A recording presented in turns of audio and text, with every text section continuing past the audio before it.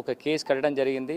ఈ యూపీఐ ద్వారా కొన్ని పర్సన్స్ ఈ ఎంప్లాయీస్కి పంపించిన విషయాలు ఎస్పీ గారు ఒక ఇన్వెస్టిగేషన్ ద్వారా ఐడెంటిఫై చేయడం జరిగింది. గవర్నమెంట్ ఎంప్లాయీస్ అందరికీ కూడా నా విజ్ఞప్తి ఏమంటే ఇట్లాంటి ప్రలోభాలకు ఎవరు కూడా మీరు లోన్ కాకుండా ఖచ్చితంగా మీరు స్వయంగా ఈ ఓటు హక్కులను వినియోగించండి. ఇట్లాంటి విషయాల్లో మీరు ఇన్వాల్వ్ అవుతే ఖచ్చితంగా మీ మీద కూడా కేసెస్ పెట్టడం జరుగుతుంది. అండ్ మీ ఉద్యోగంకు కూడా మీ కెరీర్ కూడా పెద్ద ప్రాబ్లం వచ్చిన వలన ఇలాంటి ఇష్యూస్ వచ్చినప్పుడు దయచేసి అది వద్దు అని చెప్పిన ఒక ప్రసక్తి రావాలి.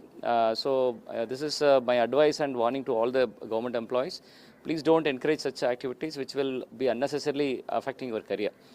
ఓటు ఇంకొక జిల్లాలో ఉండి ఈ ప్రకాశం జిల్లాలో పనిచేసిన వాళ్ళకు కూడా సెంట్రలైజ్డ్గా ఒంగోలులో కేంద్ర విద్యాలయంలో వాళ్ళకి ఈ ఓటు ఫెసిలిటేషన్ సెంటర్స్ పెట్టడం జరిగింది. అండ్ ఈ మంచి ఫెసిలిటీస్ సద్వినియోగం చేసుకొని మీరు కూడా 100% ఓటు